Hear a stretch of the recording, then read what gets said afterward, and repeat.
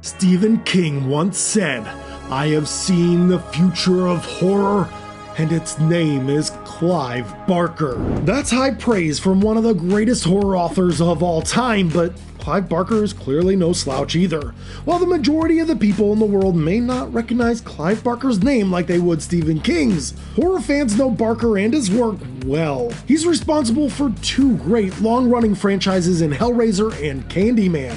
Starting as a playwright and making around 14 plays, he quickly focused on writing when his short stories started taking off. His first publication was The Books of Blood, a collection of gruesome short stories, many of which would later be adapted to film. Barker was a growing name in the mid-80s, and people started making movies based off his stories. These early attempts were awful, and Barker was so displeased with how they turned out that he took over directing roles for his next movie, Hellraiser. And it was a huge hit, skyrocketing Barker's career as a multi-talented artist and visionary. Pinhead has become one of the most recognizable horror icons, a design that is almost as popular as Freddy, Jason, Michael, and Leatherface. Barker's success, though, would not last long.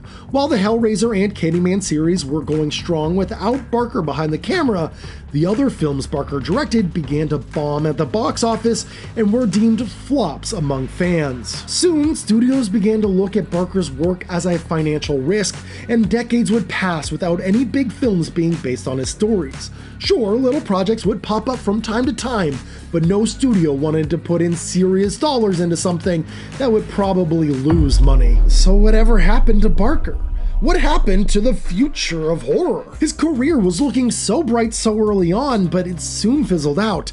Stephen King is continuing to make box office draws like The Boogeyman, but Clive Barker's name is barely mentioned anymore. Stephen King also wrote this about Barker in the mid-80s. Barker is not merely good, he is great. Not great in the way mainstream critics are liable to appreciate for a good many years. Not great in a way academicians are ever going to like very much, but great in the only way that matters. He doesn't just have the goods, he is the goods. Based on that, maybe the world wasn't ready for Barker, what he represented, or the visions he had. I'm going to take a look back and review all of Barker's feature-length films, the ones he directed and the ones that were inspired by his work. I want a complete understanding of who Barker is as a writer and as a director, and hopefully gain more appreciation for him along the way. I present to you The Fall of Clive Barker, The Films of Blood.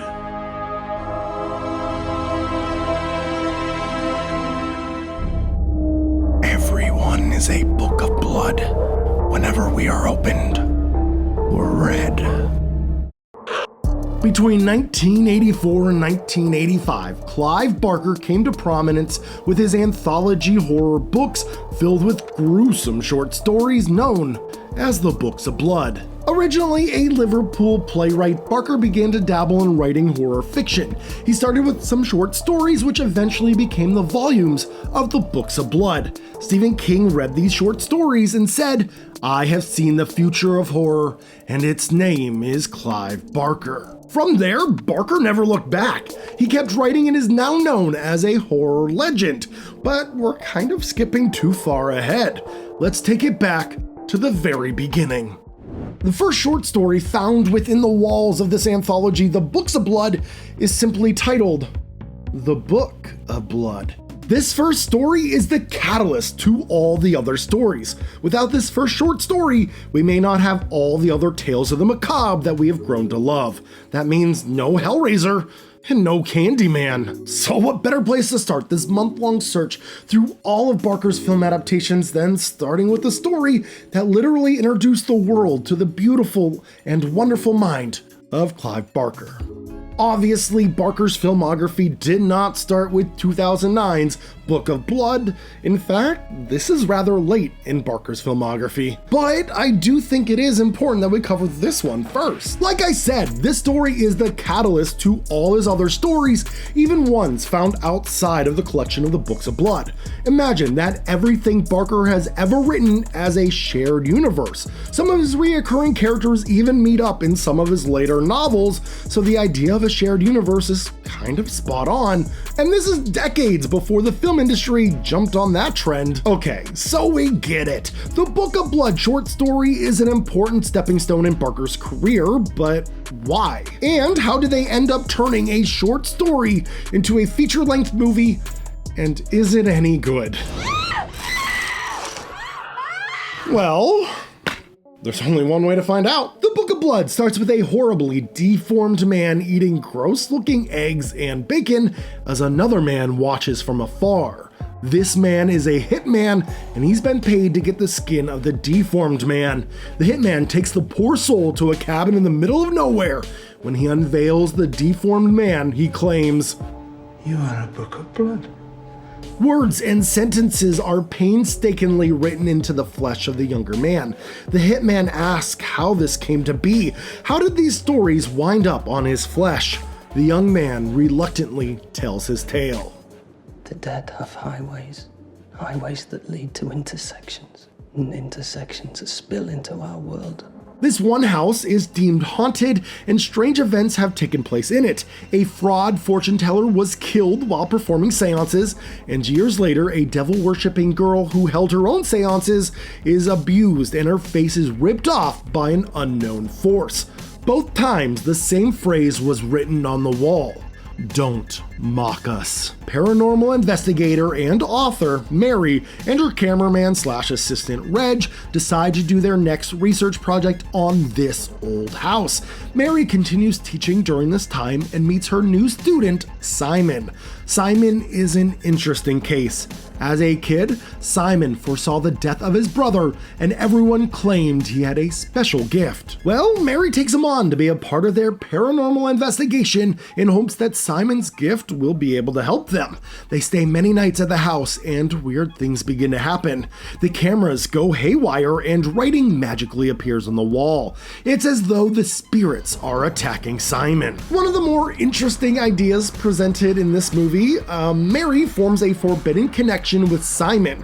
She is his teacher and employer after all, but yet they end up sleeping together. Here's a note to all the teachers and employers out there: don't do that! We know that somehow the spirits will write their tales on Simon's body, but we aren't sure what will lead to that, and I'm not going to spoil it here.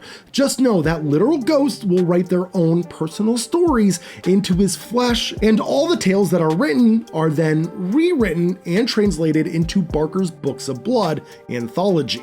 So these aren't Barker stories in this book, but instead they are tales told by the dead. It's a cool way to say that all of Barker's stories are from ghosts or from deceased people, and all of them have appeared on the flesh of a cursed man. Instead of taking the flesh of a dead person and making a book from it like they do in The Evil Dead, in Barker's universe, the dead make a book out of a living source just to tell their stories. There are a lot of twists and turns throughout the movie, but that's the general idea for this one. I love the idea set forth in the short story and in the movie, but unfortunately execution is all over the place. The movie is far from perfect and barely scratches the surface of Barker's twisted imagination. The word that I would use to describe this one is dull. Everything looks so lifeless. I get it. It was an aesthetic they were going for. Everything on set is painted with different shades of gray, but the color correction in editing is used to dull down the colors even more. Many horror films around the mid to late 2000s had a lifeless color palette, and it's a real shame. At times, there is good contrast. I just wish there was a bit more of it. Direction is solid, being done by John Harrison, who directed some Tales from the Dark Side, Tales from the Crypt, and Creepshow episodes. He also directed the Tales from the Dark Side movie, so he was talented, but Book of Blood almost feels like a cheap TV show at times. Writing is also a bit inconsistent. Really great ideas, but not enough to really develop these characters or make you feel for them. Gore is actually pretty good. Not a ton of it, but the skin of Simon and the first kill are both fantastic. The CGI stuff, on the other hand, is not so good. Some CGI is still really good to this day, but the other bits are awful. This movie cost $6 million to make, and it does not look it. Outside of the CGI bits, Book of Blood looks like a $500,000 movie. $6 million is crazy to get this mediocre of a result. This wasn't even a theatrical release. It was straight to DVD from Lionsgate, and the movie only ended up making about $500,000. So needless to say, it was a huge flop. So, did I like Book of Blood? Actually, I really enjoyed it, but it's not a movie that really stays with you. The idea of ghosts using a human body to write down their stories is a grisly idea and a wonderful springboard to make a collection of short stories, but it doesn't fully work as a movie, in my opinion. But there is a nice little Doug Bradley cameo in this flick, so hardcore Barker fans will be excited about that one. Barker was on a small renaissance in the mid to late 2000s. He was trying to push himself back into relevancy with 3 films that he produced, all getting made within a 2-year window. And this push really didn't have the impact that I'm sure he wanted. As a Barker fan though, I remember being super excited during this time period. It was exciting that Book of Blood was being made and was gonna set up many other film adaptations from his most popular written work. It's a real shame that it didn't lead to more. In fact, this push in the late 2000s was his last real push to get movies made from his stories. Barker would soon fade out of the public eye for over a decade. It wasn't until 2020 when someone else dared to adapt his work again in Hulu's Book of Blood. Yeah, they tried it again, and it's the last Barker film to date. I haven't seen the 2020 version, but I will be reviewing it Halloween night. It's kind of poetic, huh? To start with the Book of Blood, the starting point of Barker's career, and then ending it with the latest Barker movie, The Book of Blood. It's almost like bookends. While Book of Blood started off our month-long look at Clive Barker, as well as starting off his writing career with his first collection of short stories, it was actually 1985's Underworld, also known as Transmutations, that started off his film career. This was Clive Barker's first attempt at writing for film. It wasn't based off of any of his prior works, and for 1985 this would be right around the same time that the Books of Blood was released, so he was just getting famous, or at the very least, on the verge of it. I won't lie, I've never heard of Underworld, but for it being the earliest Clive Barker written film, I'm beyond excited to dive into it. When looking on IMDb, Underworld has less than favorable reviews. But let's be honest, when has a bad review ever stopped me in the past? Let's find out if those reviews are well-founded, or if Underworld is actually an underappreciated gem. Underworld starts in a high-class brothel where we get minutes and minutes of footage where someone just pours champagne into a glass. We do cut back and forth between the brothel and some seedy ninja-esque baddies who are running around outside. The ninjas break into the brothel and kidnap one of the high-class prostitutes named Nicole. The mafia is upset that Nicole was taken. Why are they upset, you may ask? Well, besides one of their favorite girls from their favorite place going missing, their motives become more clear at the end of the film. The mafia hires Roy Bain, a retired private investigator, to find the missing girl. Roy initially refuses, but since he had a past relationship with Nicole, he is forced to take the case. Roy stumbles upon a doctor who saw Nicole frequently. We find out that the doctor has created a euphoric and highly addictive drug. This is the perfect drug, as anyone who takes it will be instantly hooked, but there's a catch. The drug deforms the person beyond recognition. Well, there's a small army of these mutated druggies living in the sewers. It was these mutations that took Nicole and are using her as bait so they can get more drugs from the doctor. The mutants try to inject Nicole with the drug, but she's immune to its effects. Turns out that the mutants aren't so bad after all, and Nicole becomes friends with them. Welcome to the underworld. Who are you? I'm Nygaard. This is Dudu. But my friends call me Shitface. Well, the mafia want the mutants dead, and we have a climactic battle against mobsters and monsters while Roy tries to save Nicole. Oh boy, where do I even start with this one? Clive Barker met George Pavlou in the mid-80s, and both talked about their interest in film. Barker wanted to obviously write, and Pavlou wanted to direct. Barker wrote a script. Originally, the script was more horror and film noir, but unfortunately, studio execs at the time wanted a more punk rock vibe, and they asked for rewrites. The idea of mobsters versus monsters is a fun one, but you can tell Barker's vision was greatly hindered by studio interference, and this interference is what led Barker to disown the film. It's also interesting to point out the similarities between Underworld and Barker's later film, Nightbreed. The idea of freaks being outcasts of society, but in reality, they are the warm-hearted normal ones. You identify with these monsters and realize that the real monsters are the ones occupying society. Now, I'm sure that there's more of a personal reason Barker plays with these themes often in his work, but I'm not really one to speculate. What are you doing here? This is my new home. These are my friends. Barker would continue to work with director George Pavlou just one more time with 1986's Rawhead Rex, which I'll cover next. Let's just say this point in Barker's film career was rocky at best. Pavlou, while I'm sure is a good guy, didn't do much to elevate the material. Everything is very safe. Acting is rather bland, even though there was talent on screen. It seemed like everyone was just phoning it in. Music is mostly not memorable either. Lighting in the film is on point at times. Some lighting captures eyes or it sets the tone. Some decent colors here and there. Makeup and special effects are mostly cheap looking. However, all the mutants look unique. They look bad, don't get me wrong, but at least you can tell them apart. It's hard to recommend Underworld as it is, but I hear it's getting a 4K release by Kino Lorber sometime in 2024. Now, I believe this is the first English disc that will be released of this one. I know there's a German DVD, but that might be it. So either way, a higher resolution's only going to benefit the viewing experience. I also want to mention that Underworld and Transmutations are slightly different versions of the same movie. There's an additional 15 minutes in Transmutations, and that's the version that I actually watched for this review. Now, I didn't watch both versions and I didn't compare them, so maybe a shortened runtime could actually help the pacing of the movie. I don't know, I'm only speculating. All in all, if you're a diehard Barker fan, you may want to check it out. Just know that studios removed a lot of the horror elements and really undermined Barker.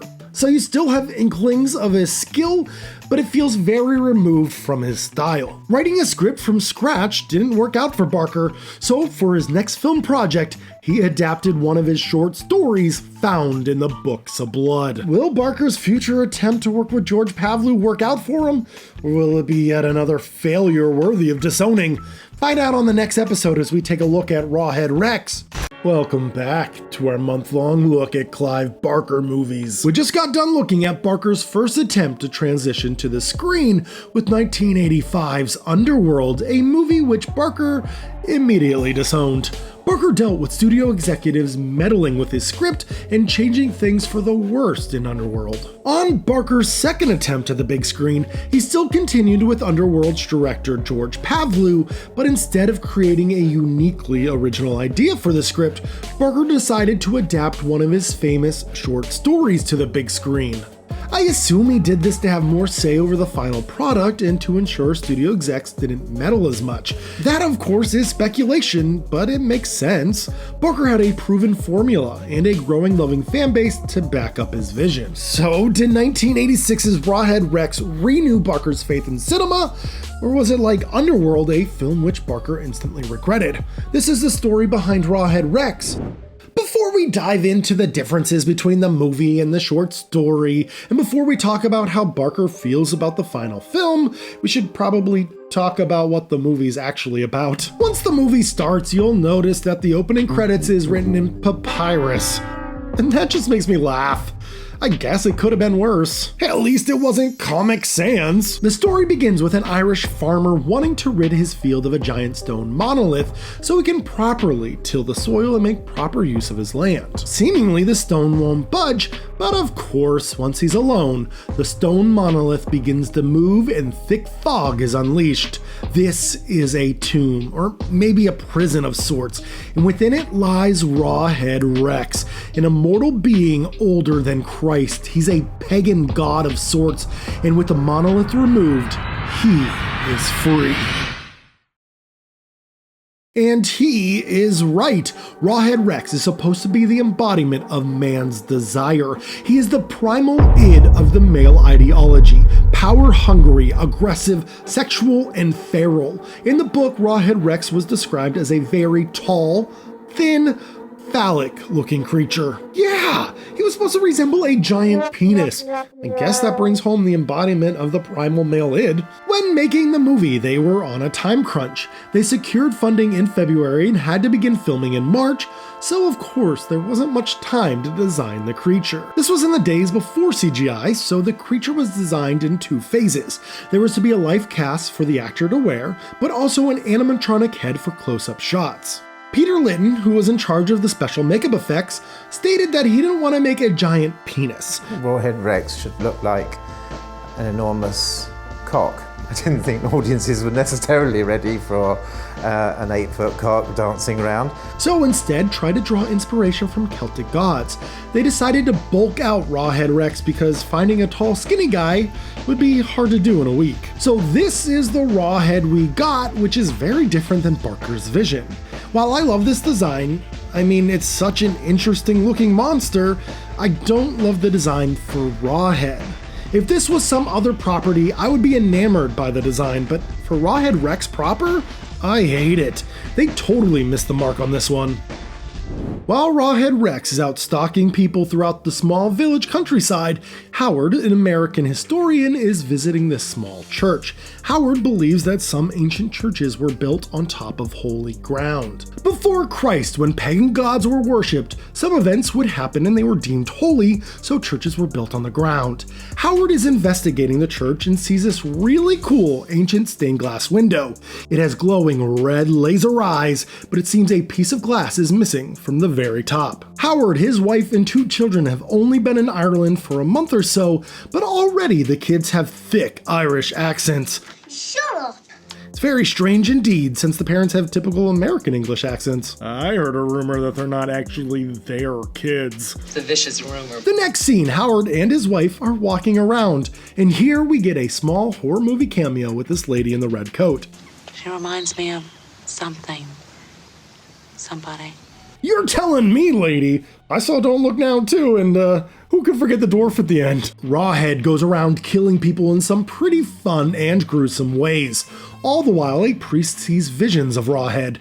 The priest begins to worship this ancient deity, and towards the end of the film, the priest gets baptized by Rawhead Rex. And how does one get baptized by a god that represents the primal urges of man? With a golden shower, of course. And the priest loves it. Sicko. We're about to get into spoilers for this old movie, so if you don't want to be spoiled, you can click away now. You've been warned. While leaving town with his family, Howard has to stop the car to let his little girl use the restroom behind some bushes. Mom and Dad have to go with her, and they leave the son alone in the car. Well, Rawhead Rex shows up to the car, and even though the dad tries, his son is killed. This makes Howard on a personal vendetta to stop Rawhead Rex. Using his knowledge of ancient times, he's able to conclude that the piece missing from the stained glass window actually foretells the downfall of Rawhead. Apparently, Rawhead Rex existed before Christ, but was able to be locked away with a stone idol. Howard finds the idol in the church and tries to use it, but it doesn't work. Well, what can stop a giant phallic representation of the feralness of man? The womb of a mother. A woman. The only thing more powerful than man is woman, for woman can create life, and men can only destroy it. So that was Rawhead Rex, and if you forget about Barker and you forget about the original story, then the movie itself is fine. It's not amazing by any means, but there's an interesting and unique monster, decent blood and gore, lots of kills, memorable moments like the pea baptism and the murder of a child. It has positive elements for sure, but it's not perfect. The monster looks so goofy in wide shots. It never actually meets the eye line of anyone and looks like a giant prosthetic mask on a tall, muscular man's head. It's goofy, but fun. I'd love to watch a sports game with Rawhead. Go team, go! Yay! Rawhead looks best in close-ups when they use the animatronic head. This looks great. When comparing the movie to the short story, while certain story beats are still there, the movie feels very vanilla. It's very plain. Performances are okay, but nothing amazing. My God, there's something there back in the field. The priest really goes over the top, and I can't tell if it's silly or brilliant. Wants to baptize you. Rawhead! Maybe both. Everyone else just feels a little dull. As I said in my previous review, director George Pavlou is probably a great guy, but I don't think he elevates a film.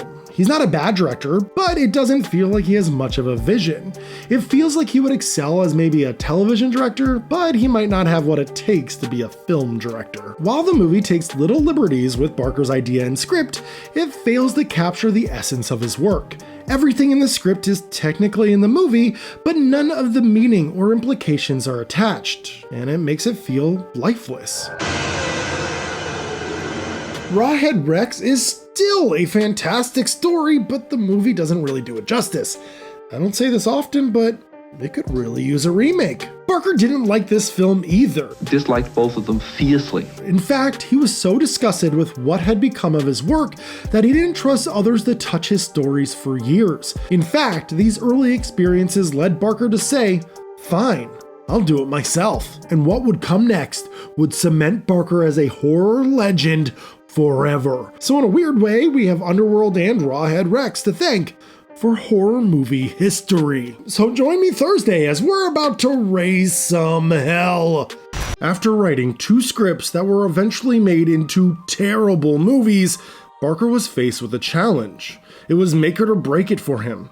He had success in writing, as his Books of Blood anthology were monumental, and it propelled him into the limelight, but his movie career, on the other hand, had faltered horribly. Barker wanted just one more attempt, one more chance to get things right. Instead of having someone else make films based off of his work, he was going to take the directing chair and have final say on his next project. This would become Hellraiser. But what would the film be about? In Underworld, Barker's first picture, he made an original screenplay specifically for the film. In Rawhead Rex, he adapted one of his successful short stories for the screen. For Hellraiser, he did a little bit of both. He wrote a novella called The Hellbound Heart, but as he was writing it, he was also penning the screenplay. Both novella and screenplay were made conjointly. Barker shipped his idea overseas to America, where he found success funding the film on the very first investor he asked, New World Pictures, owned by the notorious and impactful Roger Corman. So with a script in hand, funding in place, and an experienced film crew around him, Barker was to direct his first feature film, Hellraiser. Any non-horror fan that looks at Pinhead automatically recognizes him as one of the great slasher villains like Freddy or Jason, but Hellraiser isn't a slasher film. It's actually closer to a modern-day, messed-up, grim fairy tale. You have the innocent young heroine, the evil stepmother, and something dark and sinister driving the force behind the scenes. It's about the power of desire and what one is willing to do for the things they think they want. Hellraiser is a love story at the end of the day, with fantastical elements sprinkled throughout. It's uniquely original in that regard. At its core, Hellraiser is a love story, telling the story of forbidden love and lust within a family threatened with turbulent domestic relationships. The film starts with Frank at a foreign market buying a little puzzle box. Now this is actually a set, and if you would just pan the camera a couple inches to either side, you'd see the edge of the set. So the set was super small. Frank takes the puzzle box home and begins to play with it, trying to open it. Well, he does open it, and all hell breaks loose. Now I figured this little puzzle box would try to hook you, but I didn't know it'd be like this. We get our first glimpse of the Cenobites in their realm, and wow! They have cut up and torn off Frank's face. The torn up face of Frank was actually a failed practical effect. It was meant to melt into the floor, which makes sense of how Frank ends up under the floorboards later, but the effect didn't really work. They did keep in the puzzle piece face in the final film, but they cut from it early so you don't see the melting. We are then introduced to Frank's brother Larry and his wife Julia. They are moving into the house where Frank had been staying. You can tell right away that Julia is a bit distant towards her husband Larry, for reasons we will soon find out. The film was pretty much shot in order. There were a few sets that they used, like the foreign shop, the hospital, the labyrinth, and a few shots of the attic, but the house that they shoot in is an actual house. According to Ashley Lawrence, the house was so cheap to use because apparently there was a past incident where someone gassed themselves in the house. Yikes. Speaking of Ashley Lawrence, she plays Larry's daughter Kirsty, who doesn't live with them but visits from time to time as she's an adult now and on her own. We find out through flashbacks that Julia had an affair with Larry's brother Frank. It was a bit rapey, but that's all Julia can think about, and she longs for him. As the movers bring the bed upstairs, Larry cuts his hand on a rusty nail. He isn't a fan of blood and brings his bleeding hand up to the attic to find Julia. Blood drips onto the floor, which will eventually resurrect Frank. This resurrection scene was actually added near the end of filming. Originally, it was written and shot very plainly, thinking they didn't have the budget to make something elaborate. The script called for the blood to seep into the floor, then they take Larry to the hospital, and then Frank's skinless body would appear later in the attic. New World Pictures was super excited for Hellraiser as they were seeing the dailies in LA. New World Pictures thought they had a franchise on their hands, their very own version of Freddy or Jason. So they gave an extra $25,000 to add the resurrection scene, and what a scene it is! It's one of the highlights of the film for sure. A lot of reverse photography and melty, waxy gore. I love it, and fans do too. Well, Julia stumbles upon the skinless Frank in the attic, and at first she's appalled, but once she realizes it's Frank, feelings come flooding back. Frank needs more blood in order for him to gain strength and fully resurrect. He needs Julia to kill for him. After some thought, she agrees to help her lover.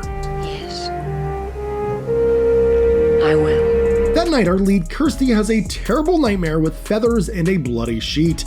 This was inspired by Dario Argento's Suspiria. Julia goes to the local bar during the day looking for men to bring home. These men think they'll be able to get inside of Julia, but they don't realize that the person waiting in the shadows wants inside of them. During the scene with the hammer, they originally had 3 on-screen hits, with one shot being a close-up of the skull as the hammer hit it. But of course the NPAA said that this was too excessive. They said 1 hit is fine, but the second and third hit are a bit sadistic. Barker jokingly thinks that the first hit would also be sadistic, but what does he know? After draining the blood, Frank has become a lot stronger and more put together, but he still needs more. Julia, although distraught by the murder, is all in on her desire for Frank. While at work at the pet shop, Kirsty meets a hobo face to face. Now, Barker originally wanted to play the hobo who eats the crickets in the pet shop, but because of how behind they were and how short of a shoot it was, he didn't have time to go through the elaborate makeup process.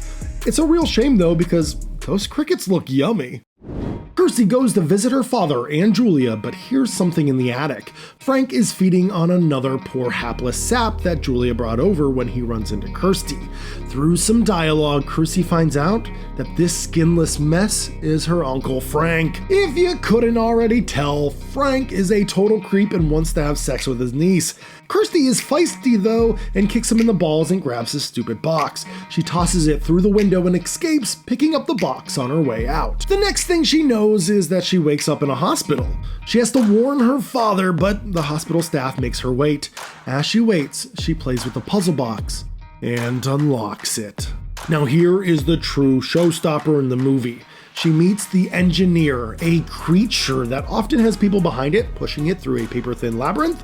We also meet all the other Cenobites. There's the lead Cenobite, played by Doug Bradley, a lifelong friend of Barker's. Doug Bradley actually had the option to either play a mover role, where he could show his face, or a lead Cenobite role, where he would be covered in makeup. As an up-and-coming actor, he thought if future casting directors could see his actual face in the movie, it would be better for his career, but he ultimately chose Pinhead. Pinhead was the nickname for the lead Cenobite, and one that Barker didn't particularly like. but the name stuck. We also have the female Cenobite, who's a girl, and that's basically like her main characteristic. Apparently the actress hated looking like that and wouldn't return to the sequel because of how ugly it made her look. We also have Butterball, who's the surgeon of the group. And don't forget the fan favorite, the Chatterer, who is basically the group's pet. Originally, the Chatterer was to have pointed teeth, as well as hunching over and acting like a monkey. The chattering teeth was inspired by monkeys, but they thought the posture and the sharp teeth took away from the human element. I freaking love the Cenobites and the elegantness of them. They are demons, yet they're so regal. They don't torture for the sake of it. People seek them out, seek out their pleasures, seek out their pain. Cenobites merely provide a service. Kirsty is a smart girl and reminds these Hell Angels that Frank escaped their clutches and that she can bring them to him. Can Kirsty escape the clutches of the Cenobites? Will her father be okay? What is to happen to Julia and Frank? And who made all these weird lightning effects at the end of the film? I'm not going to answer the questions and spoil the film, but let's talk about those lightning effects. Well, they ran out of time and they ran out of money, so they couldn't work on the special effects at the end, so Barker had to go to a special effects studio in Greece. Barker got drunk on Greek beer and hand animated all the electricity at the end of the film by himself. Hellraiser is one of my favorite horror films, and I first saw it when I was relatively new to the genre. I had seen A Nightmare on Elm Street when I was around 11 to 12 years old. I skipped Jason movies, I skipped Michael Myers, I went straight to the Hellraiser series.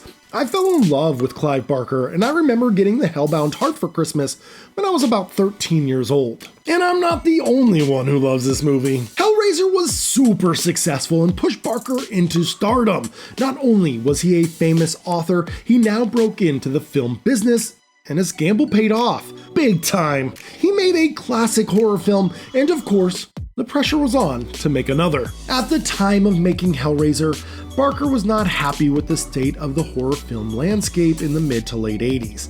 If you are talking about a movie which is solely based upon Psychos on the Loose, for instance, the Jason movies, the Friday the 13th pictures, in which you take vulnerable teenagers and you just kill them one by one with machetes or whatever else, I think that's unhealthy. I don't write Psycho on the Loose stories. While he loved the first Nightmare on Elm Street, he thought the sequels made Krueger into a culture hero. Fans and audiences loved Freddy and Jason, but Barker hated that. He didn't like audiences cheering or being entertained by the murdering of innocent kids on screen. The Nightmare on Elm Street pictures, I must say, that make kind of heroes or culture heroes of the man in the mask, the man with the machete. Those pictures actually get cheers for the murderers. Barker was more of a fan of fantastical horror, which contained deep-rooted metaphors for the human psyche. While the original Hellraiser still holds Barker's standards for this, unfortunately, Pinhead would rise to fame and be celebrated by fans, much to Barker's dismay. Hellraiser went on to have 10 sequels, with the most recent one coming out in 2022. After a decade after Hellraiser was released, Barker was tired of talking about it. This is the last time I will talk about that son of a bitch movie. He no longer felt like it was his own and had nothing left to say. He felt like, if anything, it had become Doug Bradley's baby, as he was the one constant throughout all the films at the time. Barker would later go on to add to the Hellraiser mythos by writing the Scarlet Gospels in 2015, which starred Pinhead versus Harry D'Amour, his main character in many of his stories, and in the film Lord of Illusions. Barker didn't have a ton to do with the Hellraiser sequels, so I'm not going to be covering them this month. But if you need to know what I think of them in the meantime, here's a quick little rundown. 2 is a horror masterpiece. 3 is a huge fall from grace. 4 is a guilty pleasure and has its moments. 5 is pretty good, even though it wasn't a Hellraiser script originally. 6 is fair, even though it wasn't a Hellraiser script originally. 7 is not great and wasn't a Hellraiser script originally. 8 is stupid fun, but wasn't a Hellraiser script originally. I haven't seen any of the sequels past Hellworld, but probably should. So, after the major success of Hellraiser, how did Barker respond? After the huge success of Hellraiser, Clive Barker had cemented himself as a horror legend. He was a world-celebrated horror author and one of the hottest new horror directors around. He had struck gold with Pinhead and Company, and pressure was on to repeat that success. Directly after Hellraiser, Barker helped pen the script for Hellraiser 2, Hellbound in 1988, but we're not covering that one as Barker took more of a backseat role with that franchise. Barker was also busy in 1988 writing and releasing a short novel by the name Cabal. Cabal was an interesting story as it dealt with elements and themes that Barker briefly touched on in his 1985 script Underworld. Well, Barker would adapt Cabal into a script, and it would be his sophomore directing outing and his follow-up to the massive successful hit Hellraiser. Barker found funding for his next project with another American film company, this time with relative newcomer Morgan Creek Entertainment. While Hellraiser was made with a budget of roughly $2 million, Barker was given a huge budget of $11 million to work on his Cabal adaptation, which would eventually be known as Nightbreed. This was to be Barker's grandest, most ambitious film yet. He kept on much of the cast and crew of his previous movies like Hellraiser, had a great story to adapt, had all the money in the world, and he had grown as a director. He was set up for success, but success is never a guarantee. Even with all the odds in one's favor, there is always a chance of failure. And just like Icarus flying too close to the sun, Nightbreed is sadly a tale of failed ambition. Before we dive into why Nightbreed is considered a failure, we should probably talk about the plot. But there's the rub. What version of Nightbreed do we talk about? Should I review the theatrical cut, the Cabal cut, or the director's cut? What's the big deal, I hear you asking? The different versions probably just have a few frames of added gore or nudity, maybe a scene or two that was cut from the original film due to pacing, like most director's cuts or unrated cuts. Right? Wrong. All three versions are very different from one another, and we'll talk about some of the differences later, but trust me when I say, this film had a rough past. Since this is a month-long retrospective on Clive Barker and his films, I've decided to review the director's cut of Nightbreed since this was Barker's original vision. So, if you saw the film in the 90s or early 2000s, some scenes and themes may feel a bit different, but bear with me. Nightbreed begins with a whimsical dream sequence of flashes of monsters running throughout a graveyard approaching the cemetery gate. Aaron Boone wakes up from this dream with his girlfriend Lori beside him. We find out that this is a reoccurring dream about Midian, a dark place full of monsters, and this dream has given Boone anxiety and problems in the past. Boone had seen his psychiatrist, Dr. Decker, about these dreams, but Boone feels like he's better now. Well, psychiatrist Dr. Decker has been calling Boone non-stop, and when Boone eventually visits the doctor again, shit hits the fan. The police have contacted Dr. Decker about some murders and wondered if any of his patients were capable of such an act. There is a masked killer going around murdering families. Decker thinks it was Boone. Decker doesn't want to believe it, but knows Boone has mentioned these families and homes during his hypnotic sessions. Boone has described these incidents clearly in his sleep, and Decker has it all on tape. Decker is a nice guy. He gives Boone some drugs and tells him to go to the police. Boone is torn up about the thought of being a killer, and we get a few scenes that weren't in the theatrical cut. Boone burns every trace of himself with pictures of him and Lori on the bed. He then travels to the nightclub where Lori is performing and cries while he watches her. He goes to the highway and jumps in front of a semi, but somehow survives. While in the hospital, he hears a man talking to himself. This is Narcissus, and he knows about Midian too, this magical land of monsters and beasts that live beyond death. Narcissus thinks Boone was sent by Midian to see if he was worthy, so Narcissus cuts off his own face. Cool. Boone escapes the hospital as Decker chases after him with the police. Boone is able to find Midian with Narcissus' directions, but it's just a hodgepodge of map paintings, location, and soundstage. Boone falls asleep and is woken up by monsters. Through some quick dialogue, we find out that Boone never killed anyone. The monsters are forbidden to eat humans, but Peliquin takes a bite out of Boone. I want meat. Looks like meat's back on the menu, boys. As Boone runs away from the monsters, he runs into Decker and the police. Decker claims Boone has a gun, and the police open fire on him, leaving Boone dead. After they take his body to the morgue, that magical bite starts working, and Boone escapes off the slab and runs back to Midian. Laurie is torn up about all of this and tries to chase after him. Turns out that the Nightbreed live in Midian. It's a race of monsters that have been shunned by the outside world. They live in peace and have formed a friendly society. Boone joins forces with the Nightbreed while Laurie continues to look for him. And who's that on Laurie's tail? None other than the masked slasher. I don't want to give away too much, but the film ends with mankind wanting to kill all the monsters of Midian because they are viewed as outsiders. Society wants a mass extinction of anything that isn't their own kind. As you can see, there's a lot of underlying themes found throughout Nightbreed, and audiences are supposed to side with the monsters. As a film company though, how do you market that? I mean, monsters aren't supposed to be sympathetic, they're not supposed to be interesting. Plus, we're barely out of the 80s. And you know what was popular in the 80s? Slasher movies. Oh, the logic of studio executives. Yes, there was a masked killer, but it was never supposed to be the focal point of the film.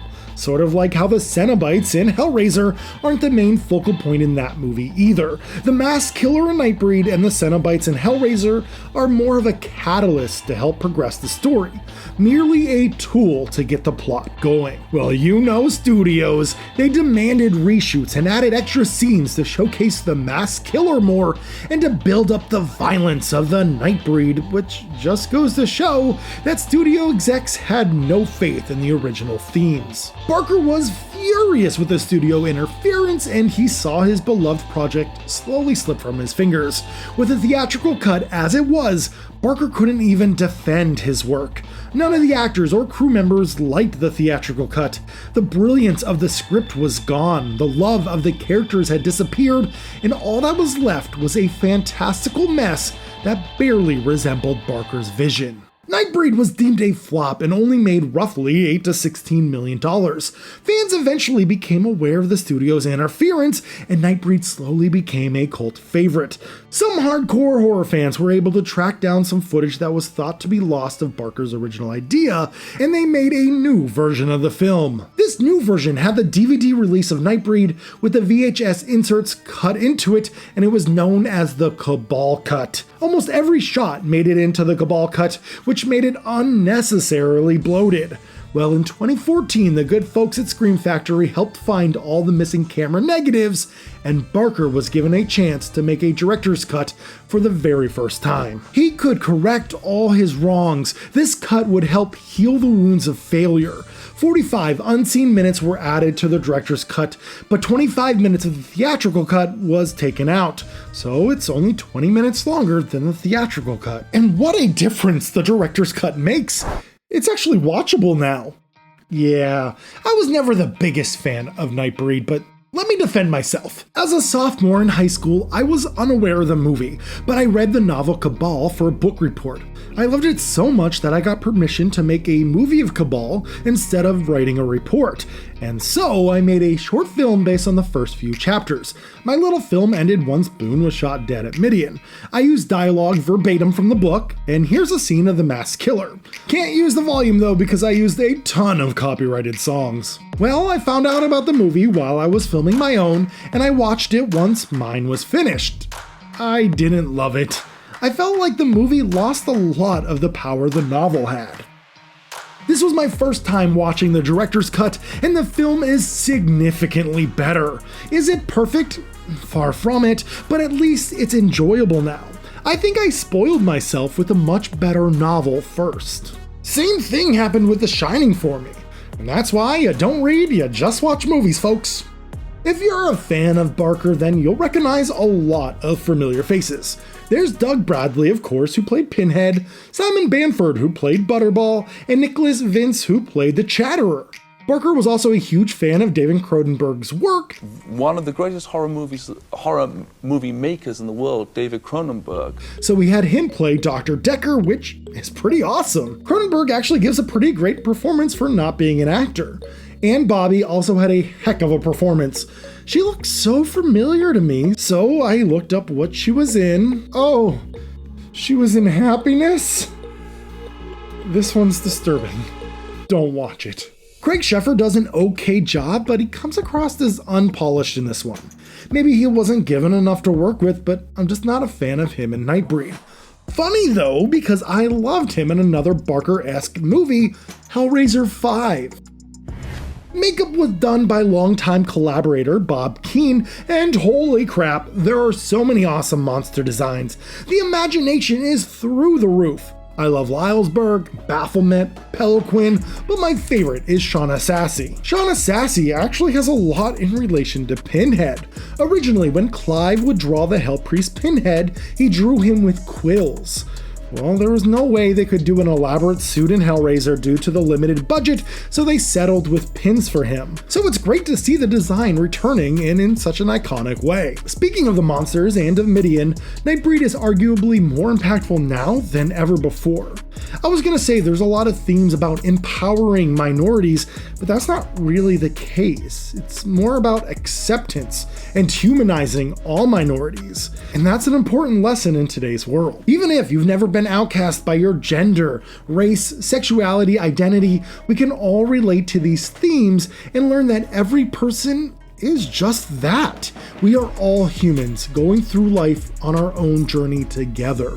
Life is about not only accepting your own journey, but having respect and accepting everyone else's. Nightbreed is less of a film about horrific images and scary scenes, but more of a fantastical look into a fantasy world where the true monsters are the ones who look back at you in your mirror. The true monsters are the ones who dictate the rules of a society, the ones who forge and force ideas based on fear, not facts, the ones we see surrounding us every day. Those are the true monsters, and when put like that, maybe that fantasy world is a bit easier to believe. The failure of Nightbreed would put Barker's directing career on halt. Instead, he would hand off the reins for his next project. And oh boy, is that next one sweet. Urban legends, the modern day folklore, passed down from person to person, usually highlighting horrific, unlikely events with a twist ending told from a distant yet seemingly reputable source. Yeah, it's a true story. It happened to my sister's best friend's cousin. Urban legends are relatively new, with the phrase gaining traction with the rise of media and the internet. The term urban legends became popular with 1981's publication of The Vanishing Hitchhiker: American Urban Legends and Their Meanings, a book by American folklorist Jan Harold Brunvind. Of course, modern day urban legends snuck their way into horror films well before this. You have movies based on certain urban legends like When a Stranger Calls in 1979 and Alligator in 1980. But it wasn't until 1992 when we got a movie that focused on the idea of urban legends and what their impact on a community could be. This movie, of course, is Candyman. Candyman started as a short story written by the one and only Clive Barker titled The Forbidden. The Forbidden was in the later parts of the Books of Blood and was released in 1985. Many scholars have looked into The Forbidden and its connection to urban legends and thought Clive Barker had to have done research regarding these modern day folk tales in order to capture it so well. But Clive was oblivious to urban legends and the ideas of them. The Forbidden stemmed from a conversation he had with his grandmother when he was roughly 4 years old. She told him to avoid public bathrooms, for grown men could do really bad things to young little boys. This fear grew and developed into The Forbidden. When Clive Barker was filming Nightbreed at Pinewood Studios, another director by the name of Bernard Rose was filming another movie at the same studio lot. Both cordially met for lunch, introduced themselves, and became good friends. Bernard later bought the Books of Blood in respect for his new friend and fell in love with the stories found within, specifically The Forbidden. When Bernard Rose approached Barker about adapting the short story to film, Barker had full trust in Rose. Barker saw Rose's artistic vision and played a hands-off approach. Barker signed away the rights and became executive producer for Candyman, a rare instance when signing away one of his stories turned out to be a major success. But I think I'm getting a little ahead of myself. Let's slow it down and talk about one of my childhood favorites. This is Candyman. The story revolves around grad student Helen and her best friend Bernadette researching urban myths. They stumble upon the myth of Candyman, which has been terrorizing lower income families in the Chicago area. If you say his name in the mirror 5 times, he will be summoned behind you and he will kill you. Both Helen and Bernadette want to find the origins of the urban legend, but also want to find the origins of the legend within the very community. As the legend goes, Candyman was a painter in the 1800s who fell in love with the daughter of a wealthy racist. When the town found out that Candyman had impregnated the woman, they freaked out and decided to put the law in their own hand and kill the Candyman. They cut off the painting hand and replaced it with a rusty hook. They slathered honeycomb all over him, and the beast stung him to death. His corpse was burned right where the poor neighborhood was eventually built. The deeper Helen digs, the worse things get. Candyman is such a phenomenal film that I don't want to spoil anything beyond that. Candyman is a classic horror film and one of the best from the early 90s. Performances are all top-notch. Tony Todd has cemented himself as one of the best slasher villains of all time and a true icon of the genre. Virginia Madsen is also phenomenal. Whenever she sees Candyman, she has this hypnotic glazed look, and it turns out that she was actually hypnotized during those scenes. Bernard Rose would hypnotize her every day before filming. These sessions did play a toll on Virginia, and after a long day of shooting, she forgot everything that happened that day. Direction by Bernard Rose is exquisite. He totally understands and gets Barker. Yes, Rose did change a lot about Barker's short story, like character names, races, and location, but at the root of it all, Rose held true. Barker has a way of making fantastical stories that deal more with the human condition rather than the fantastical events. Barker humanizes the experience in almost a romantic sense, and I think Rose holds true to that. The score also aids to this vision. Rose wanted Philip Glass to do the music, thinking they could never get him to do it, but they ended up getting Philip Glass to do it. And what we get isn't your typical horror flick score. It's romantic, sad, but beautiful and haunting. It's the icing on the cake.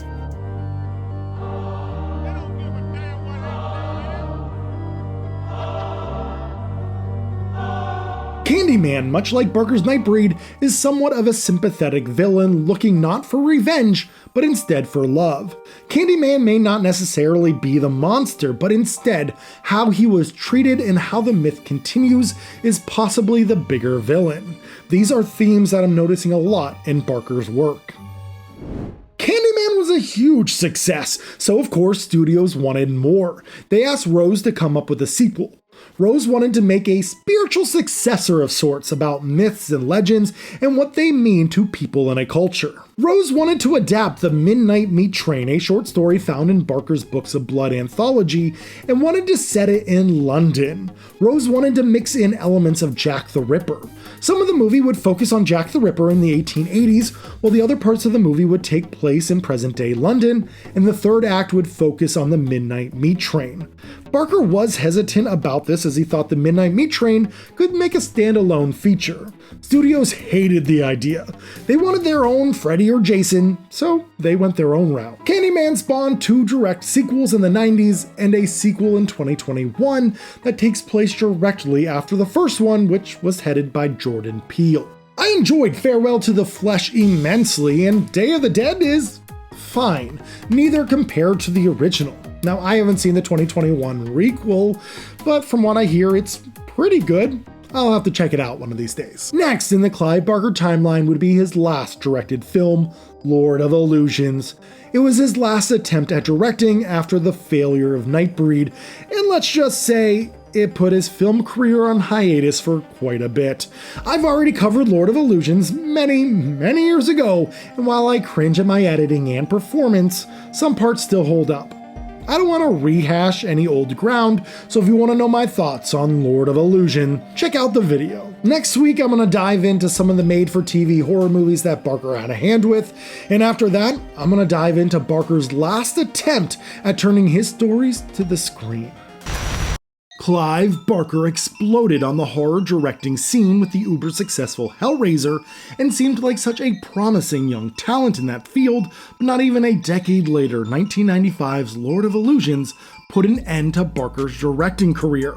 Misstep after misstep through studio interference and personal blunders led studios to have little faith in Barker. While the Hellraiser series and the Candyman series were going strong in the 90s, Barker didn't do much of note in the film world during this time.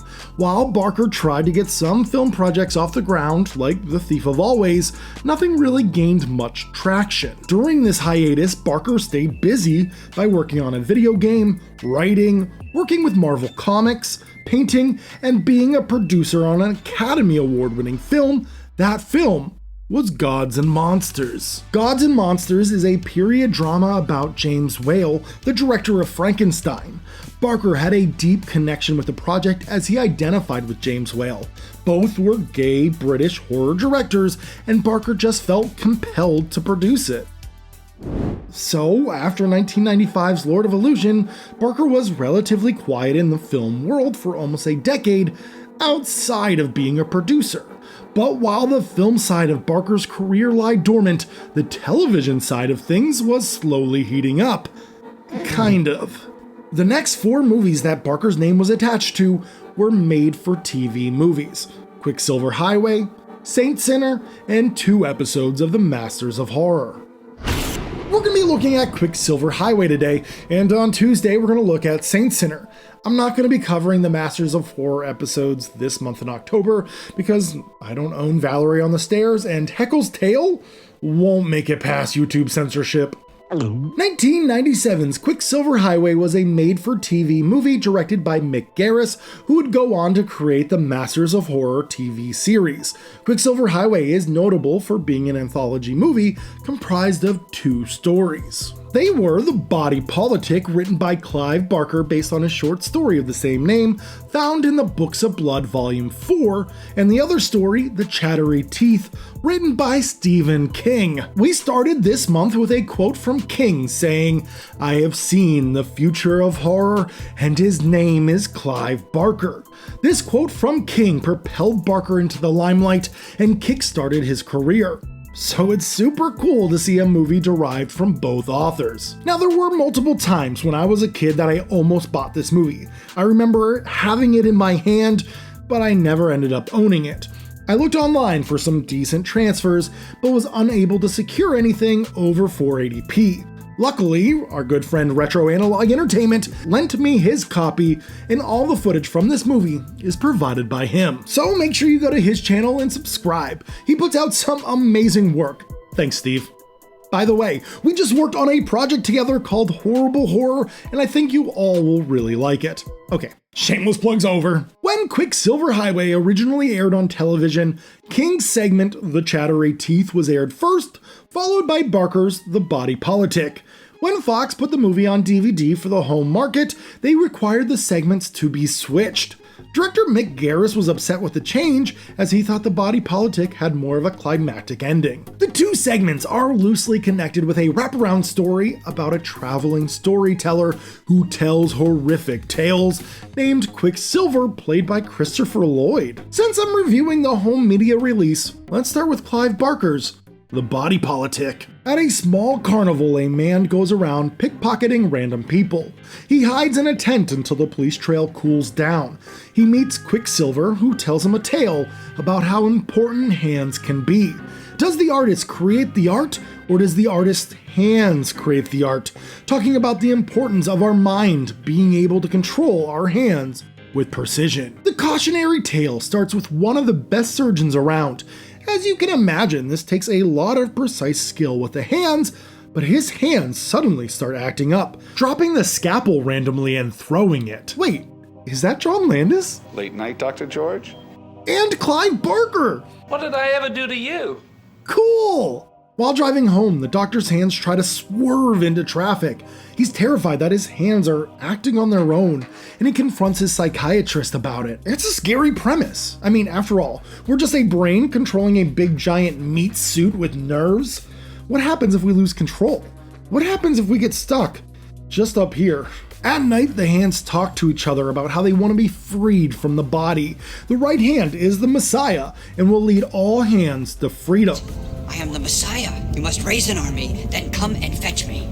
One night, the hands attack the wife, killing her, and then they drag the doctor down the stairs. The right hand cuts off the left one, freeing it from the body. The left hand goes around the hospital talking to everyone else's hands. All the hands get a mind of their own and release themselves from their human counterparts.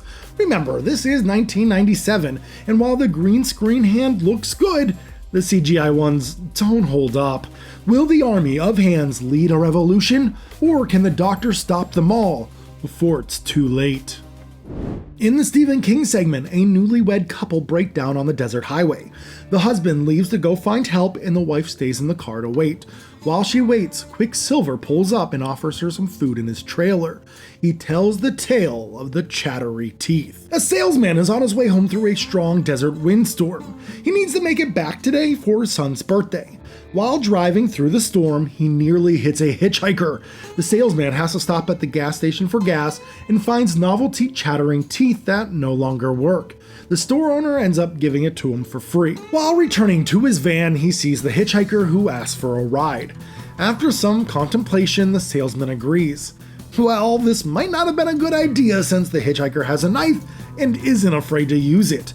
Will the salesman make it home alive, and what purpose do the teeth serve?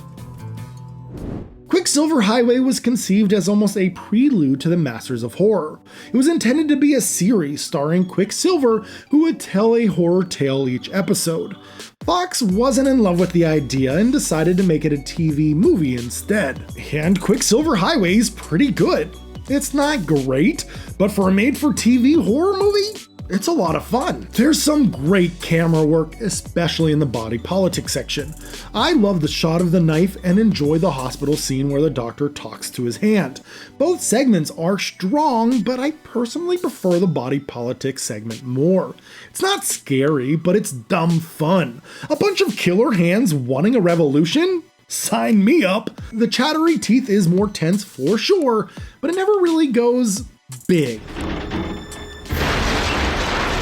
I recommend Quicksilver Highway even though it's a made-for-TV movie and not solely a Barker project. Now if you're a fan of Barker, you'll be super excited to see his cameo. I know I was. What did I ever do to you? 1990 marked the beginning of Clive Barker's production company, Seraphim. Seraphim was to bring Clive Barker's work to a global audience as he explored his imagination through multiple media, including film, television, novels, comics, poetry, theater, photography, and painting.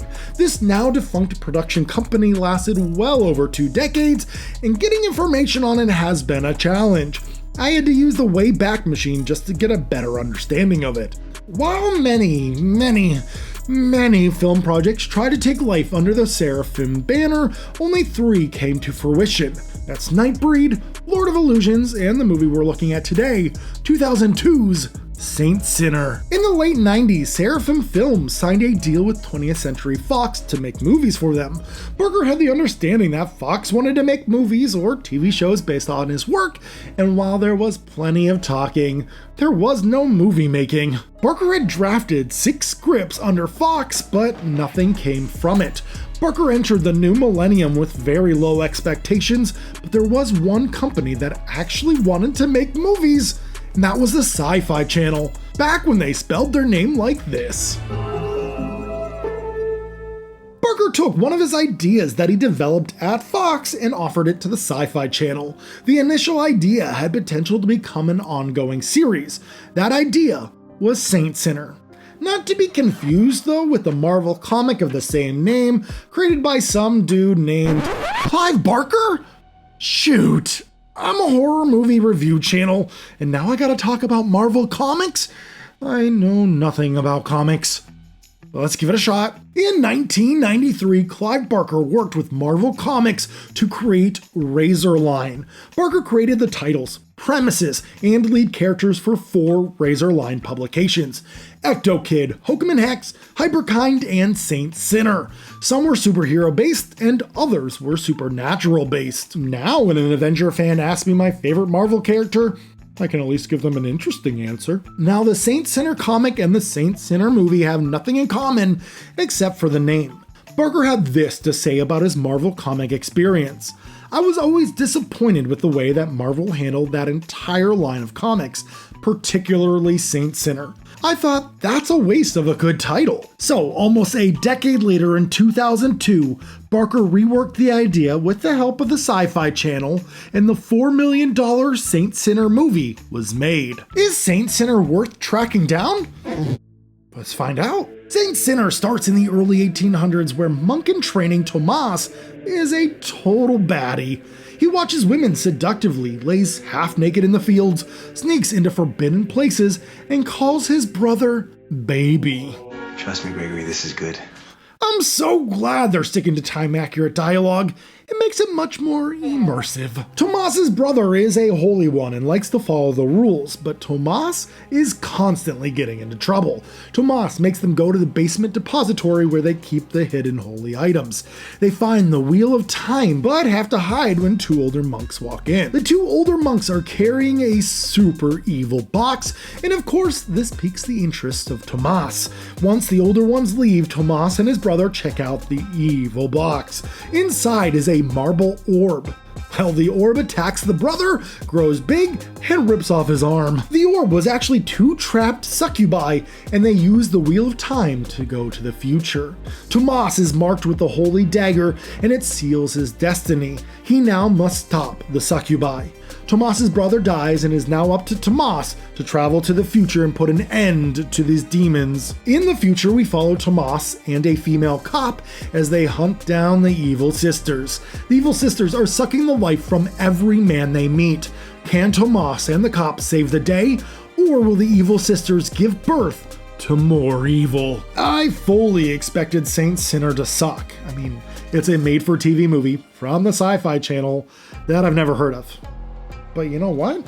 Saint Sinner's surprisingly watchable. The story was engaging enough, characters were decently fleshed out, pacing was fine, decent enough gore. If you keep in mind that this was a made-for-TV sci-fi movie, then it should exceed expectations. I guess I was a bit annoyed by the blue tint that was present throughout. Just kind of made the movie a little lifeless, you know? But overall, Saint Sinner is inoffensive and a pretty easy hour and 20 minutes. It's not the worst Barker adaptation. Next in Barker's film timeline would be the 2 Master of Horror episodes. But like I said, Heckle's Tale would not be able to be shown on YouTube without getting demonetized, so those reviews may come down the line. On Thursday, we'll be boarding the train. The Midnight Meat Train. In 1993, Bernard Rose, the director of Candyman, started to write the sequel to Candyman. Rose loved Clive Barker's The Midnight Meat Train so much that he wanted to add elements of it in Candyman 2 and merge the stories. Barker was hesitant at first, but let Rose continue with the script.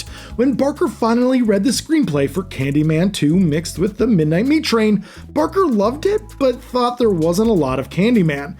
It felt like The Midnight Meat Train, so why not just make The Midnight Meat Train and let someone else work on Candyman 2. This adaptation of The Midnight Meat Train would never make it beyond a script. It would eventually fade into the night and would soon be forgotten by everyone.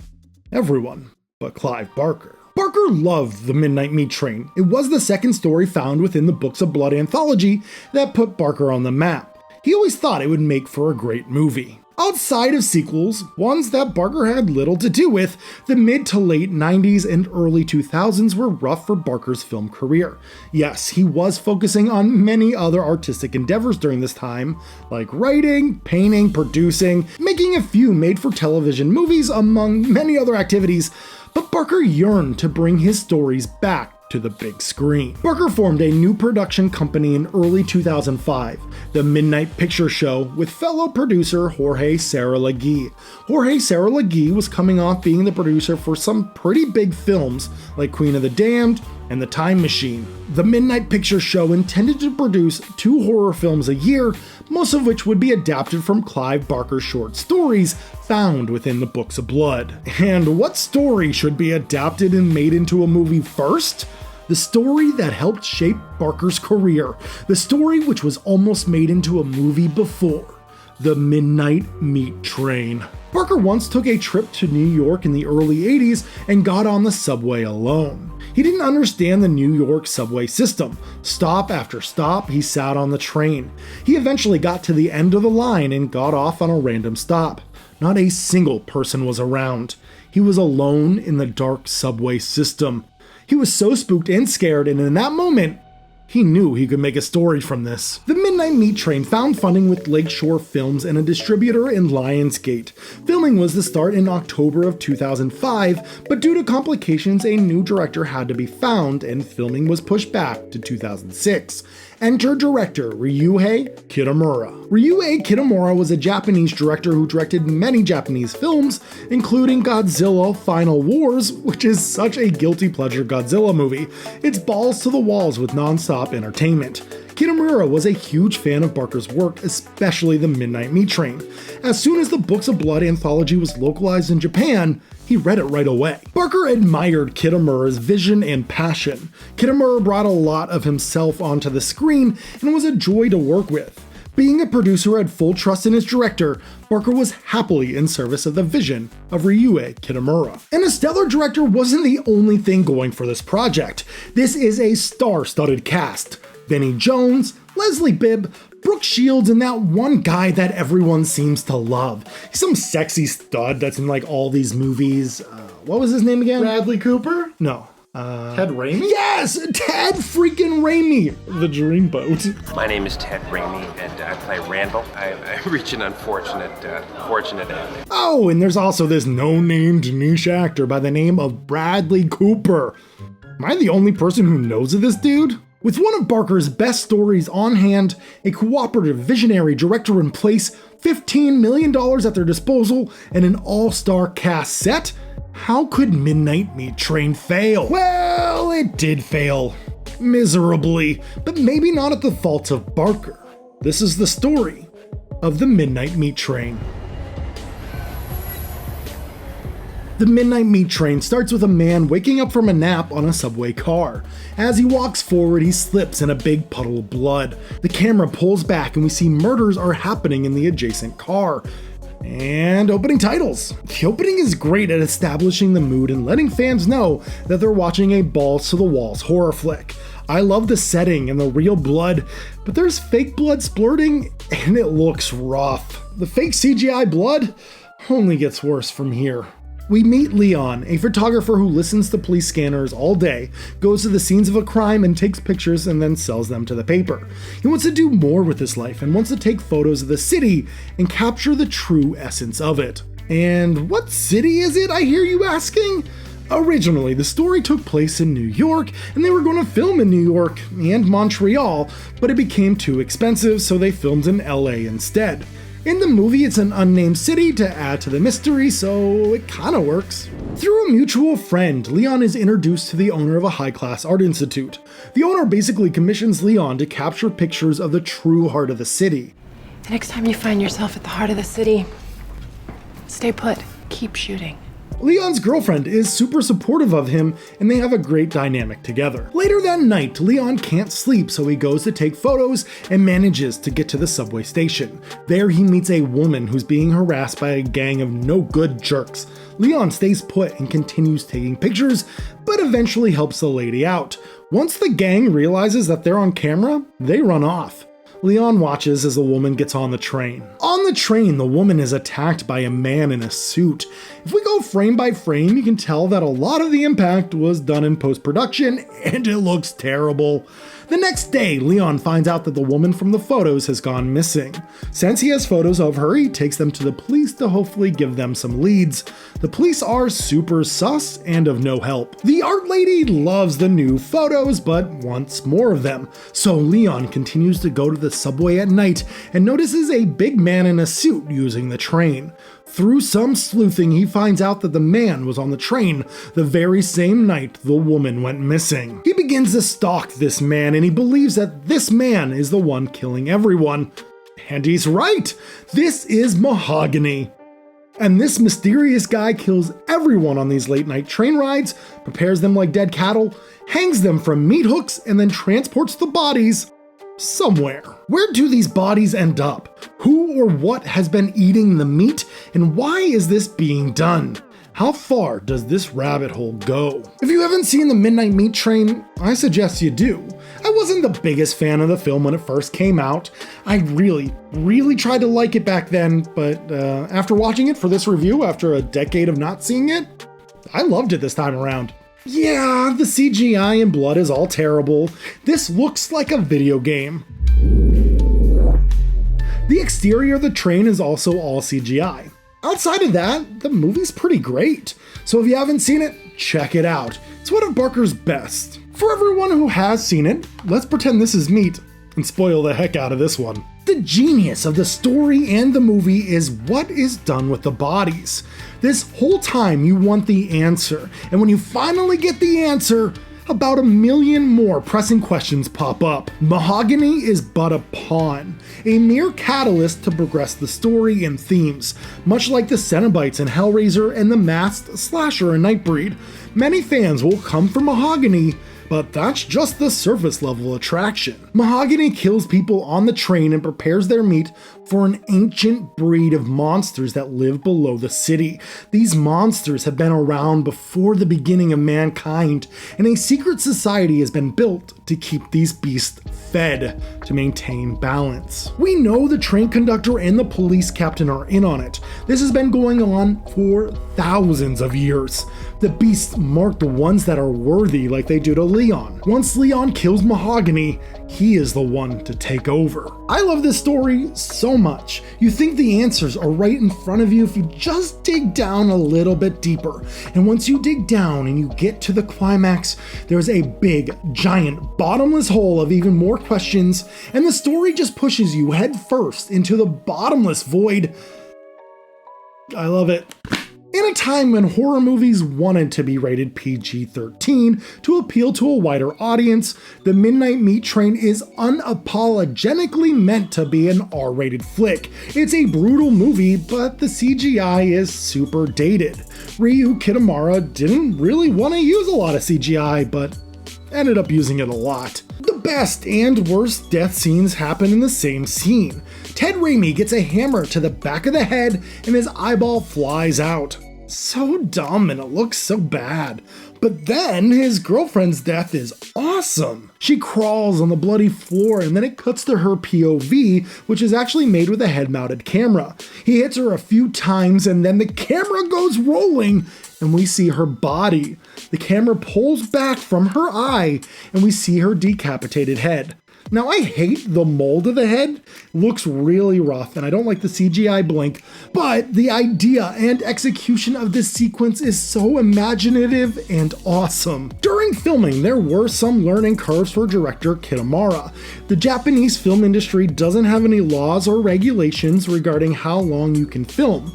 Ryuhei Kitamura's record was actually 48 hours of straight filming in Japan with no lunch. He was not used to these 12-hour American workdays, but his crew was fast, so he was happy. Kitamura had to fight studio execs for longer shots. The studio execs and most Hollywood brass want coverage, and hate long shots. Ryuhei Kitamura jokingly says producers always want options.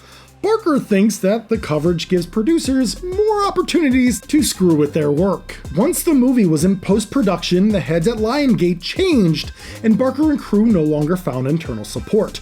Originally, it was to be a March release, but the date was pushed back without communication. Eventually, the film would be released in August of 2008, but not to the 3,000 theaters that was promised. Instead, it got released to only 100 theaters, and these theaters were dollar theaters, meaning that the movie had no way to make back its budget. Nothing was communicated to Barker or the director. Barker was furious. He had already worked on treatments for the Midnight Meat Train 2 and 3, thinking that the first one would be a success. The Midnight Meat Train made less than $100,000 at the domestic box office due to Lionsgate's brass screwing Barker and his team over. There was no marketing, no push, no theaters. This crushed Barker as he thought Kitamura made a great movie. It was different than his own vision, but that's what he admired about it. And Barker wasn't the only one who liked this movie. Guillermo del Toro loved it too and pushed for a nationwide Mexican theatrical release. Guillermo del Toro thought it was a beautiful film and pleaded with the producers to get it released overseas. The Midnight Meat Train ended up bringing in $3.5 million worldwide. And I agree. I think the Midnight Meat Train is pretty great. I love the cinematography, physical gore, performances, story, and setting. Some moments don't work, the CGI is bad, music isn't great, but overall, this one is a lot of fun. Feels like there was an actual fingerprint attached to this movie. It feels like someone's unique vision, which is decently rare for a Barker adaptation. Even after the studio's interference, Barker still believed that the Midnight Meat Train would eventually find its audience, and I like to think that it has. Most of Clive Barker's stories can be summed up pretty easily. His stories typically have someone or something unlocking a fantasy world, a world adjacent to our own yet filled with supernatural elements. Examples of this include saying Candyman's name in the mirror 5 times, unlocking the puzzle box in Hellraiser, or stumbling upon the lost remains of Midian, a place where the monsters go in Nightbreed. These are magical stories, supernatural ones, fantasy stories. Barker was aware of his influence on impressionable youth and disliked movies and media portraying madmen on the loose, as it could perpetuate violence within his community. If you are talking about a movie which is solely based upon psychos on the loose, for instance, in which you take vulnerable teenagers and you just kill them one by one with machetes or whatever else, I think that's unhealthy. I try, with one exception, in all my fiction, the stories are based in something supernatural or fantastical. I don't write psycho on the loose stories.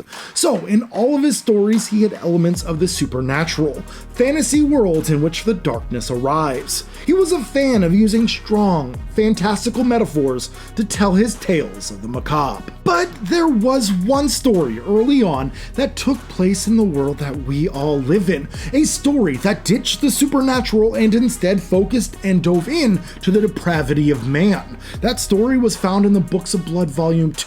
That story was Dread.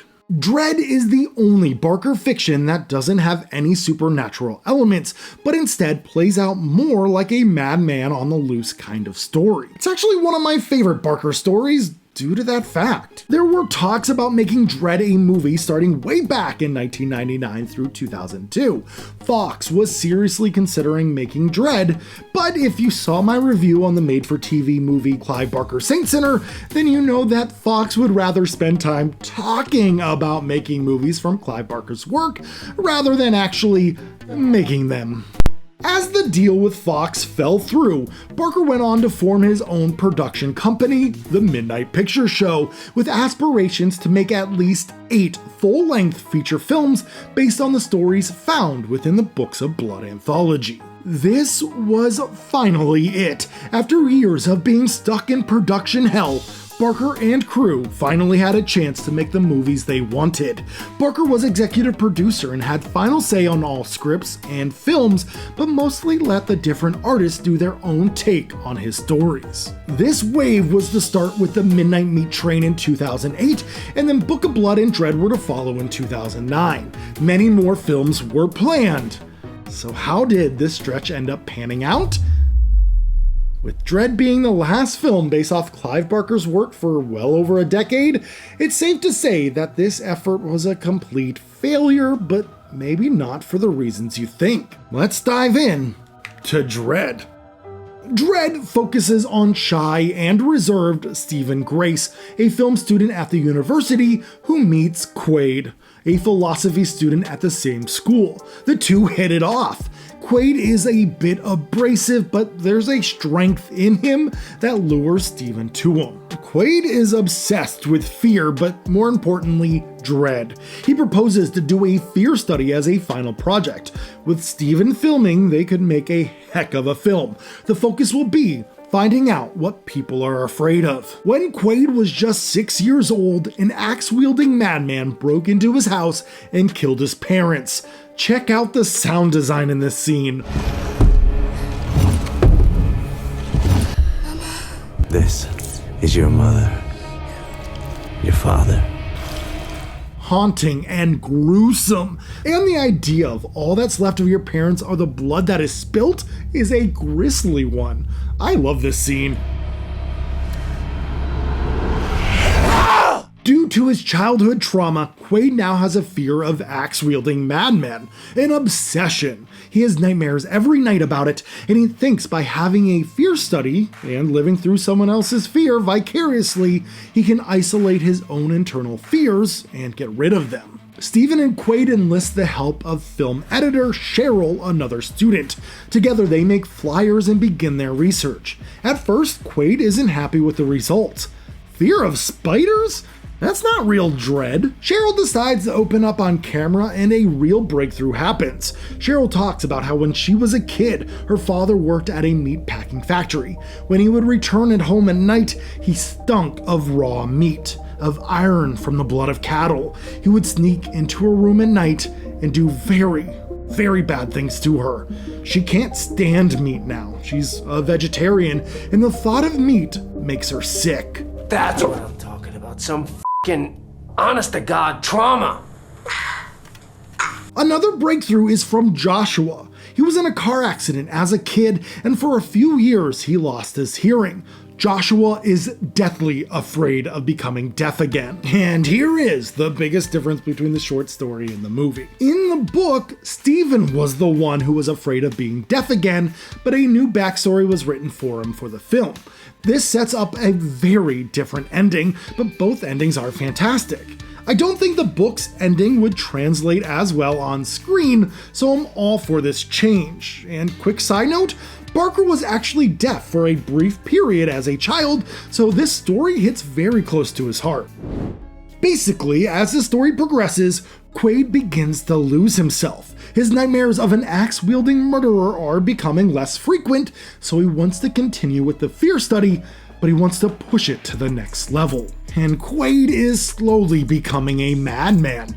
He wants to push people to their absolute limits. He harasses a girl with large birthmarks on the right side of her body until she takes a bath in bleach and uses steel wool to try to scrape away her imperfections. He shoots Joshua in the ears to make him deaf again, and the worst is what he does to Cheryl. He locks her in a room with a well-cooked steak. She's trapped in this room as he films her. She tries to get out, and at first she thinks that she can outlast him, but days and days begin to tick by. She won't touch the meat, but she is slowly getting hungrier and hungrier. The more she waits, the more ripe and rancid the meat becomes. At what point will her will break? This meat scene is part of the climax of the movie, and of course studio execs hated it. They thought the scene was unrelatable and that it wasn't very climactic. When the movie was eventually shown at theaters, the meat scene was all audiences could talk about. They raved about it. Turns out that studio execs don't know anything. Shocking, I know. The meat scene is one of the most memorable Barker moments and the best scene of the movie. Will Cheryl break and eat the meat? What will happen to Steven and the ones that Quaid has wronged? And will Quaid ever free himself of dread? I love Dread, both the story and the movie. Is it a perfect Barker adaptation? No, but it retains much of the themes and is a kick-butt flick. Performances are all top-notch. This is seriously a great cast. First-time director and longtime Barker collaborator Anthony DiBlasi does a great job too. I like what he added to the story and I don't mind the changes. I love how personal and claustrophobic he makes the film. He loves his close-ups. Now, I'm not a fan of the color grading though. The contrast is through the roof. Anything that has any kind of light source on it is blown out, and sometimes people look like they have jaundice. I also hate the blue tint that they use outdoors. There's also a few scenes where the 180-degree film rule becomes merely a recommendation. And what's with this crappy frame rate and shaky camera? I hate this. And yes, while I do complain, there are parts that are praiseworthy too. I love the fixed camera on the axe as it travels up the steps. I also love how they infuse a bit of color into some of the shots. Sound design is great too. I love the muffled, deafening sounds. Good. You're awake. I was getting tired of waiting. Can you hear me? Music is mostly comprised of different contemporary bands, but it fits the mood. Dredd is a great movie and one of Barker's best adaptations, definitely top 5 or 6.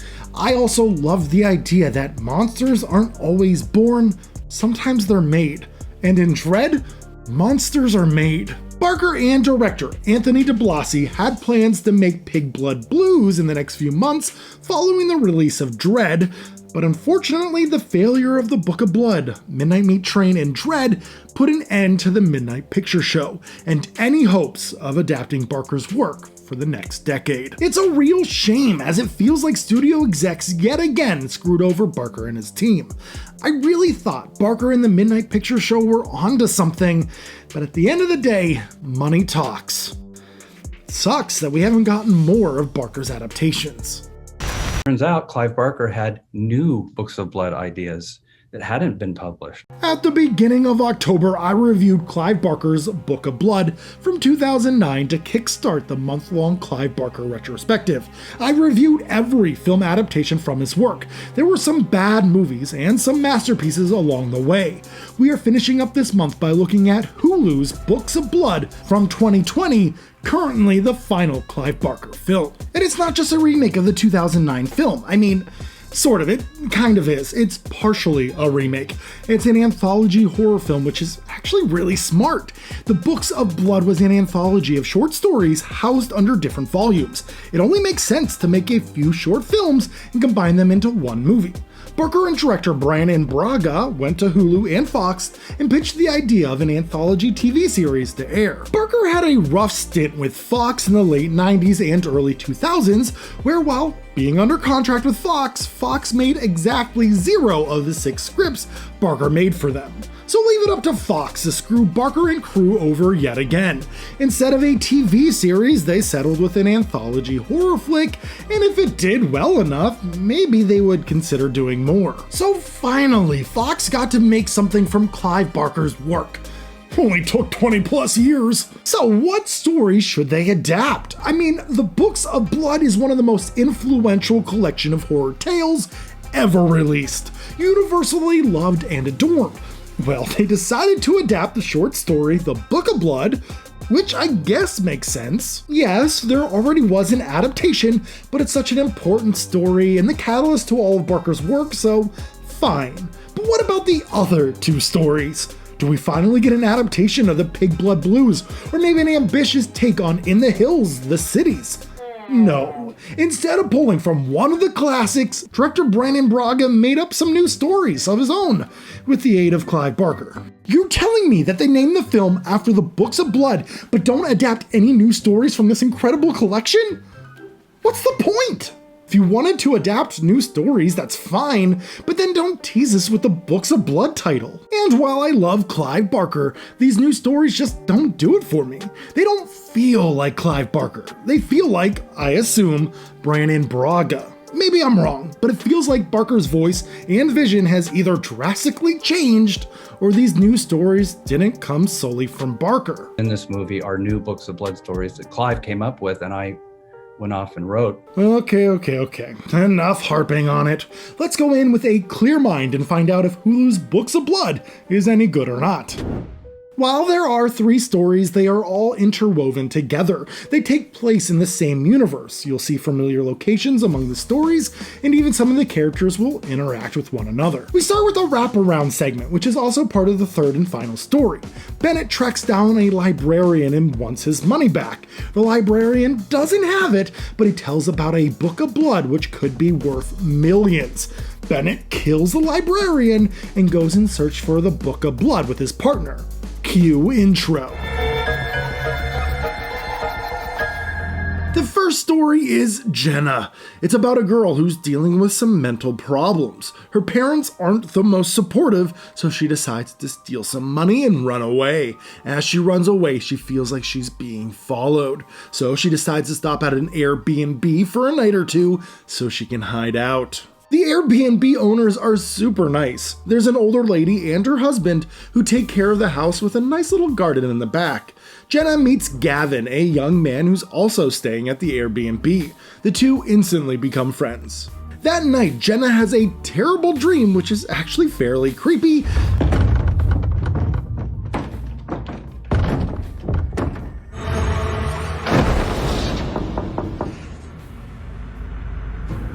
But then it ends with some terrible CGI cockroaches. In the morning, she feels better, but some things are off. Gavin didn't show up for their coffee date, and the strange man is hot on her trail. What evil lurks in the shadows of the Airbnb? Who is this mystery man, and what horrors await Jenna? The second story found within this anthology is actually a pretty familiar story. It's basically the Book of Blood. It's super similar to the 2009 movie, but with a few differences. Mary is a paranormal investigator who likes to debunk people who claim they have a gift. She is a mother, and her son Miles dies of leukemia. We just go to sleep, you know? I'm awfully tired. One of Mary's students, Simon, says he can talk to her son Miles from beyond the grave. Mary sets up an investigation to prove him wrong, and uh-oh. Turns out that he wasn't faking it. Mary all of a sudden believes in the supernatural and believes that her son is still with her. And get this, she starts a sexual relationship with her student, Simon. Here's a small little note for all those teachers out there. Don't do that! Well, some twists and turns happen, and Simon's skin eventually becomes a vessel for the dead to write their stories. And that's where all the stories from the Books of Blood anthology are found. On Simon's skin, etched from ghostly apparitions. If you've read the short story or have seen the 2009 movie, then not much has changed. Sure, Mary has a child now, but outside of that, it remains mostly intact. It's funny, but the skin effects look so much worse here. I think the 2009 version still holds up in that regard. What version is best? The short story, duh. But which movie does it better? Both are good in certain ways and pretty bad in others. The practical effects, characters, atmosphere, and climax do hit better in the 2009 version, but I enjoy the colors, pacing, and CGI more in the 2020 version. Both have their pros and their cons, and if you combine the positives of both and put them into one movie, that would be the definitive version. I will say, the 2009 version is probably better. 2009 may be boring at times, but at least it didn't have cringe moments like the 2020 version. Like, look at this. That is the stupidest thing I've ever seen. It makes me laugh out loud and roll my eyes at the same time. So bad. The third story is the wraparound story and is the shortest tale by a significant amount. Bennett and his friend look for the Book of Blood in a run-down haunted town.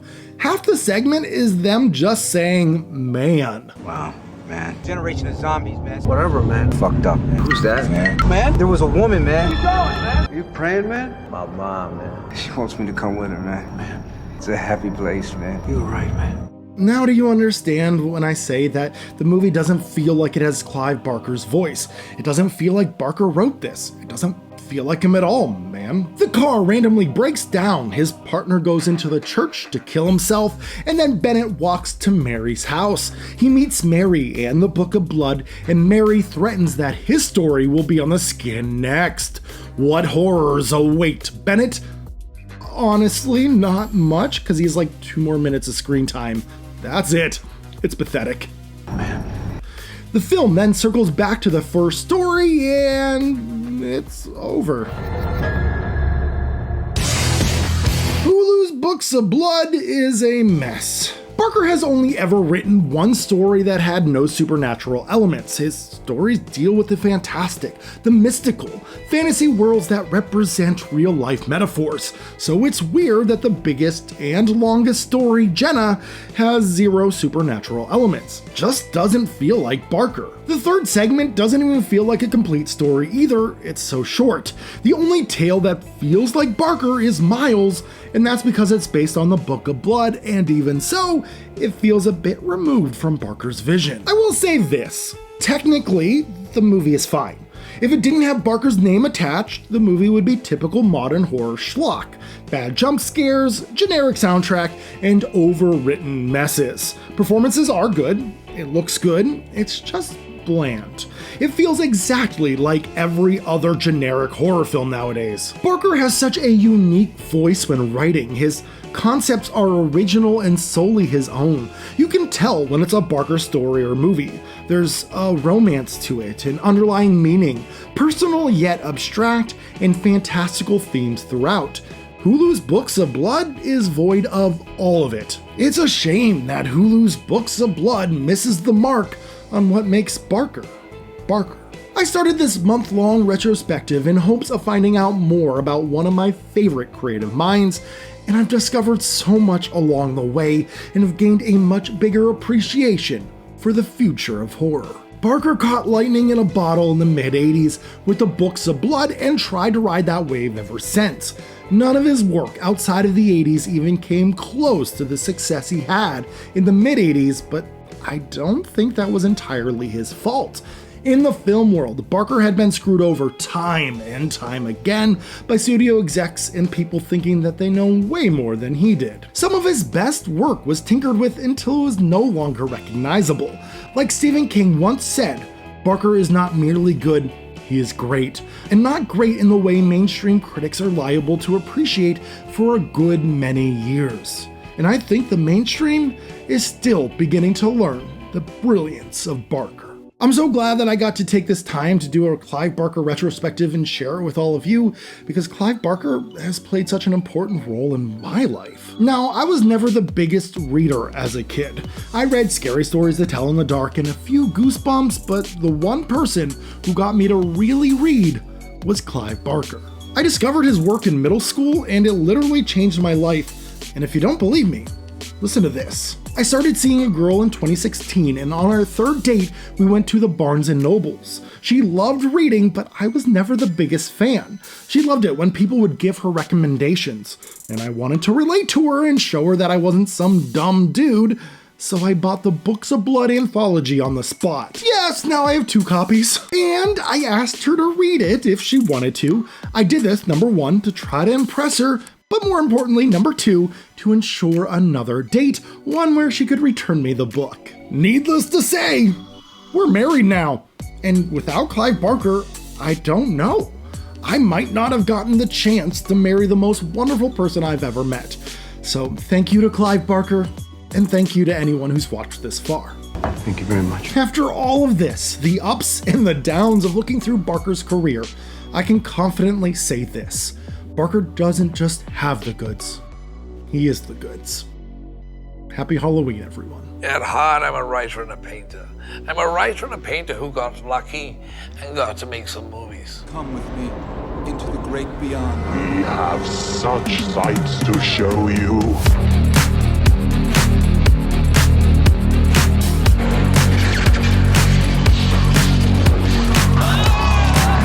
Without breaking a line, it takes you from the tiny to the immense. It takes you from the inside to the outside. It takes you from the imagination to the real. And I stress, without breaking a line. And that's what I'm trying to do in my fiction.